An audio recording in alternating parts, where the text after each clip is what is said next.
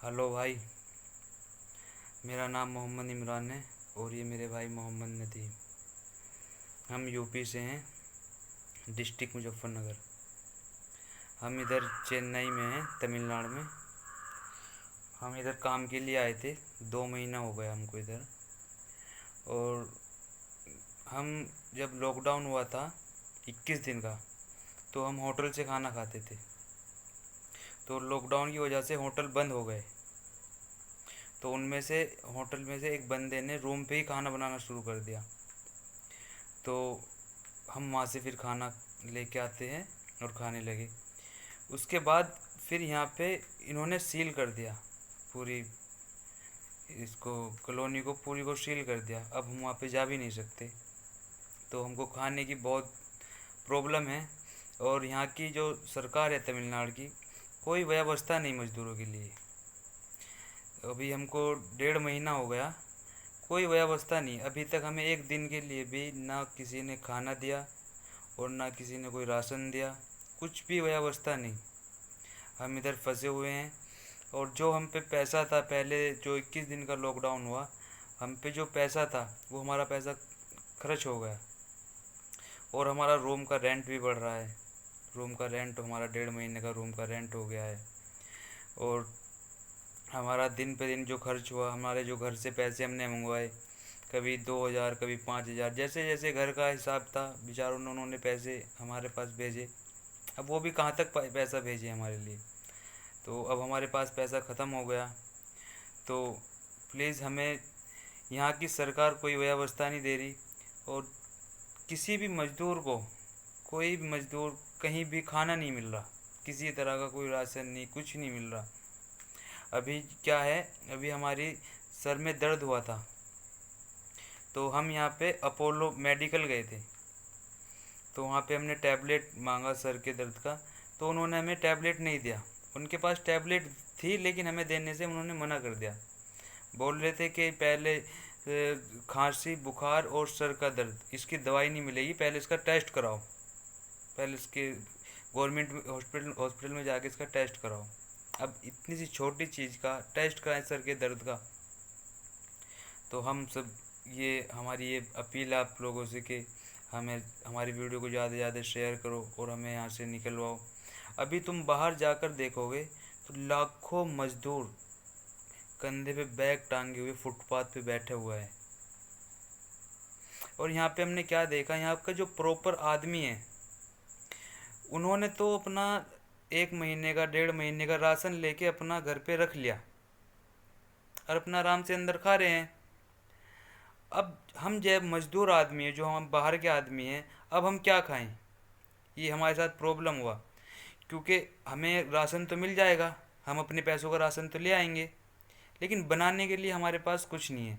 ना तो गैस है, ना स्टोव है, कुछ नहीं है हमारे लिए। तो हम कहाँ पे जाएंगे? और जो सरकार ने नंबर दे रही है, और सरकार नंबर दे रहे हैं कि ये राशन पहुँचाएंगे आपके पास, या आपकी हर मदद पूरी करेंगी, वो नंबर तो मिलते ही नहीं। वो नंबर तो हमेशा बिजी जाते हैं। वो नंबर हम 2-2 बजे रात को मिला के देखे, वो नंबर हमेशा बिजी जाते हैं, मिलते ही वो नंबर। और ये जो हमारे योगी सरकार है, हमारे यूपी की योगी जी बोलते हैं कि जो मज़दूर जहाँ हैं वहीं रहे, पैदल ना चलें। तो फिर क्या करें? वे बोलते हैं कि मज़दूरों को सुरक्षित उनके घर पहुँचाएंगे। तो कब पहुँचाओगे?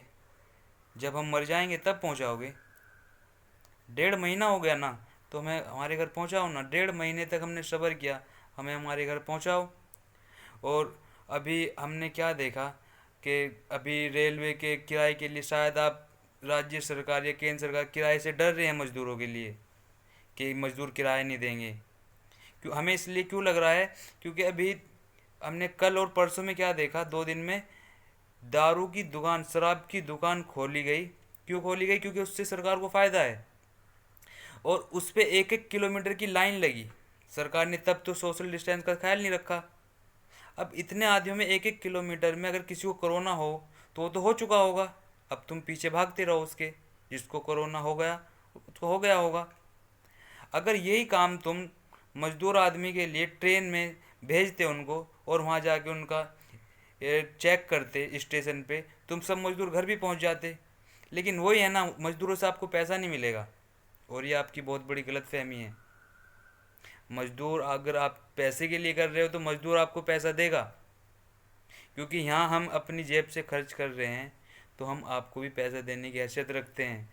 कोई भी फैमिली, कोई भी माँ बाप ऐसे नहीं है, अभी उनका ज़मीर ज़िंदा है, वो अपना ज़मीन बेचे, घर बेचे, लेकिन आपको किराए के पैसे देगा, वो अपने बच्चे को अपने पास तक लेकर आएगा। क्योंकि तुम्हारा क्या है, अभी योगी सरकार ने क्या किया कि कोटा में अमीर बच्चे थे, छात्र थे, तो उन्हें वहाँ से लेकर आए, क्योंकि वे अमीर बच्चे थे, तब की वे हॉस्टल में रह रहे थे, और हॉस्टल में उनका खर्चा भी अच्छा चल रहा था, उनकी फैमिली पैसे भेज रही थी, अमीर बच्चे थे, उन्हें क्यों लेकर आए? फिर तुम मजदूरों के बारे में क्यों नहीं सोचा तुमने? क्या मजदूर आपको वोट नहीं देता? अमीरों से आपकी सरकार चल रही है। मजदूर आदमी भी आपका इतना ही नागरिक है जितना आपका अमीर नागरिक है आपके राज्य का, लेकिन आप तो अमीरों के हो, गरीबों के तो आप हो ही नहीं। अगर आप गरीबों के हो तो हमें यहाँ से लेके आओ ना, या फिर एक ये बोलो, अगर तुम्हारे बस की बात नहीं है, ये बोलो कि हम मजदूर आदमी को लेकर नहीं आएंगे, वो पैदल आए, जैसे आए हमने उन्हें ऊपर वाले के सहारे छोड़ दिया, तो हम खुद आएंगे फिर। ये गाइडलाइन जारी करो टीवी में।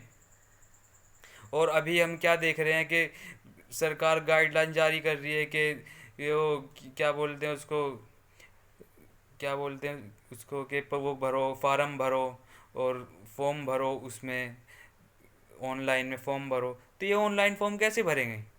अभी मेरे पास तो एंड्रॉयड फ़ोन है, ये मेरे भाई के पास ये वाला फ़ोन है, तो इससे कैसे फॉर्म भरेंगे हम? फॉर्म भर सकते हैं इससे हम, और फॉर्म भरे हुए भी 5 दिन हो गए हमको, अभी तक कोई रिस्पॉन्स नहीं आया। तुम सिर्फ मज़दूरों का सब्र तोड़ रहे हो, मज़दूरों का, क्योंकि अभी तक मज़दूर अपने, तो आपने, मोदी जी ने बोला कि जो जहाँ है वहीं रहे, तो मज़दूर पूरा सहयोग कर रहा है कोरोना के लिए, तो आपको इसलिए लग रहा है कि सब सुरक्षित हैं। सुरक्षित कोई नहीं है, खाना किसी को नहीं मिल रहा है यहाँ पे। सब अपने घरों से पैसा मंगा रहे हैं, कोई 2,000, कोई 3,000, कोई 5,000, जैसा जिसके घर का हिसाब है, कर्जा लेके कुछ लेके पैसा दे रहे हैं वो। लेकिन आपको समझ नहीं आ रहा। आपको समझ जब आएगा जब मजदूर रोड पे उतरेगा, आपको प्रॉब्लम तब उनकी नज़र आएगी। अभी आपको प्रॉब्लम नज़र नहीं आ रही। अभी आपने 10 दिन पहले आपने गाइडलाइन जारी किया कि मज़दूरों को उनके घर पहुंचाएंगे। कितने मज़दूरों को घर पहुंचाया?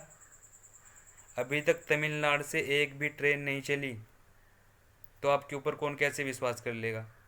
आपने पहले 21 दिन का लॉकडाउन लगाया, फिर उसके बाद आपने बोला 3 मई का, फिर 3 मई चले गए, फिर आप बोले 2 हफ्ते का, और अभी हम देख रहे हैं कि यूपी में कई ज़िलों में बोला कि 31 मई तक लॉकडाउन हो गया। तो आपके ऊपर कौन कैसे विश्वास कर लेगा? और कोई भी मजदूर ये नहीं चाहता कि तुम लॉकडाउन हटाओ, तुम लॉकडाउन चाहे 2 साल का लगाओ, लेकिन मजदूरों को उनके घर पहुंचाओ। अगर नहीं पहुंचा सकते तो फिर बोलो कि हम मजदूरों को हमारी हैसियत नहीं लाने के लिए, वो अपने पैदल आए, जैसे आए हमने उन्हें छोड़ दिया, ये बोलो। ये मत बोलो कि मज़दूर वहीं पे रहें और जहाँ रहें, मतलब मज़दूरों को पैदल चलने की ज़रूरत नहीं, हम सुरक्षित लेके आएंगे।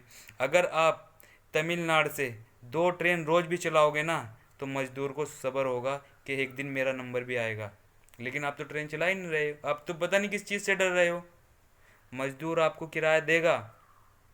मान लो अगर मज़दूर को तुम 1,000 रुपये से किराया क्यों नहीं देगा मज़दूर? जब मज़दूर इधर रह के खर्चा कर सकता है तो आपको क्यों नहीं देगा? तुम दान मांग रहे हो तो तुम 1,000 की जगह 1,200 रुपये लो। और ट्रेनों में मज़दूर आप देख रहे हो ना, टिकट दे ले रहे हैं ना, आपको मना तो नहीं किया ना किसी ने? टिकट लो, तुम मज़दूरों को भेजो इधर से, क्योंकि सब आदमी जानते हैं कि बीमारी है, कोरोना बीमारी है। अगर ऊपर वाला ना करे हमें यहाँ पे कुछ हो जाए तो हमारी डेड बॉडी भी नहीं पहुँचेगी इधर से। और हम चाहते हैं अगर हम मरें तो हम अपनी फैमिली के साथ मरें। हर मज़दूर यही चाहता है। तुम मज़दूरों का इतना विश्वास तोड़ रहे हो कि मज़दूर घर जाने के बाद 3-3 4-4 महीने तक वापस नहीं आएगा, और इससे देश की अर्थव्यवस्था और नीचे जाएगी। लेकिन आप लोग सिर्फ टीवी पे बैठ के 2 हफ्ते, तो आप ये सोचते हो कि 2 हफ्ते जैसे 2 दिन हो, 2 हफ्ते का और बढ़ा दिया, 5 हफ्ते का और बढ़ा दिया। अरे तुम बढ़ाओ, चाहे 2 साल का बढ़ाओ, मज़दूरों के लिए खाने की व्यवस्था पूरी करो, उनके पास खाना पहुंचाओ। अभी क्या बोल रहे हैं दिल्ली में कि ऑनलाइन शराब घर पे आएगी। अरे शर्म की बात है, अगर तुम ऑनलाइन मजदूरों के पास खाना पहुंचाते तो कितना अच्छा होता। तुम ऑनलाइन शराब इसलिए पहुंचा रहे हो क्योंकि तुम सब पैसों के भूखे हो। तुम्हें आवाम से मतलब नहीं, तुम्हें पैसों से मतलब है। तुमने सिर्फ दारू की दुकान इसलिए खोली, और दारू की दुकान 1-1 किलोमीटर होने के बावजूद तुमने सोशल डिस्टेंस का ख्याल नहीं रखवाया उनसे, क्योंकि सिर्फ तुम्हें पैसा चाहिए। और पैसा तुमने कमाया। और तुम सिर्फ मजदूरों से इसलिए डर रहे हो ताकि तुम्हें किराया ना मिले। अरे तुम्हें किराया मिलेगा, क्योंकि मजदूर तुम्हें किराया देगा। और मजदूर घर वाले जो हैं वो उनको पैसा देंगे। एक बार तुम जारी तो करो, लेकिन आप सिर्फ हवाओं में बातें कर रहे हो। और मीडिया इन सब चीज़ों को नहीं दिखा रही है। मीडिया क्या दिखा रही है कि मजदूर इतने घर पहुँचे, 800 मजदूर घर पहुँचे, 500 घर मजदूर पहुँचे। अरे लाखों करोड़ों मजदूर आदमी है बाहर। तुम 800 में अभी तक 50,000 मजदूर भी घर नहीं पहुँचा। तमिलनाडु के अंदर लाखों आदमी है, अभी तक कोई ट्रेन नहीं चली यहाँ से। और हमारे पास पैसा भी ख़त्म हो चुका। अगर रोड पर आए तो सोशल डिस्टेंस का क्या रह जाएगा। फिर यही मीडिया चिल्ला चिल्ला के बोलेगी कि मजदूर ये कर रहे हैं, मजदूर इकट्ठा हो गए। मजदूर मजदूर तो इकट्ठा इसलिए हो रहे हैं, जब उनका काम, उनके पास भूख लगेगी उन्हें तो बाहर आएगा ना। जो प्रॉपर लोग हैं उन्हें कोई दिक्कत नहीं है, वो अपने घर में बैठे खा रहे हैं आराम से।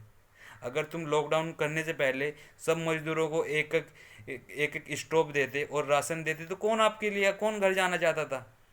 आप खाना भी नहीं दे रहे हो, घर भी नहीं पहुंचा रहे हो, तुम पैदल भी नहीं चलने दे रहे हो। तुम फिर क्या करोगे, मारना चाहते हो इधर। फिर आप क्लियर करो, आप जो करना चाहते हो क्लियर करो। अगर तुम वापस बुलाना चाहते हो तो बुलाओ ना। 1.5 महीना हो गया, कब बुलाओगे। क्या डेड बॉडी ले बुलाओगे वहाँ पे। और योगी जी, आप सिर्फ छात्रों को जो बुला रहे हो वहाँ पे, कि कोटा से छात्रों को आपने एक देरी नहीं करी, 300 बसें भेज दी वहाँ पे। आपने मजदूरों के बारे में सोचा है कि किस राज्य से ट्रेन आ रही है, किस राज्य से नहीं आ रही है, हमारे यूपी के बंदे कहाँ कहाँ फंसे हैं, आपने सोचा है। आपने जो 2 नंबर जारी किए, लाखों आदमी हैं, हमेशा नंबर बिजी जाते हैं, वे क्या करेंगे वे। अभी तक नंबर नहीं मिला आपका। अभी जो आपने नंबर जारी किए थे वो नंबर नहीं मिला आपका। रजिस्ट्रेशन कर करके 5 दिन हो गए, कोई रिस्पॉन्स नहीं आया। ये इतना बुरा हाल है कि जिस होटल में हम रह रहे हैं ना, उनके मैनेजर भी लॉज के अंदर नहीं आ पा रहे, क्योंकि पूरा सील है। अभी तुम्हें नीचे जाकर दिखाएं तो पूरा सील मिलेगा। आपने इधर पुलिस बिठा दी, इधर पुलिस बिठा दी, बीच में क्या करेगा, आदमी मरेगा ना। तो प्लीज़ जो जो हमारी ये वीडियो देख रहा हो, प्लीज़ ज़्यादा से ज़्यादा शेयर करे और हमारी बात सरकार तक पहुंचाए, शायद उनकी समझ में आ जाए। Please help me. Thank you.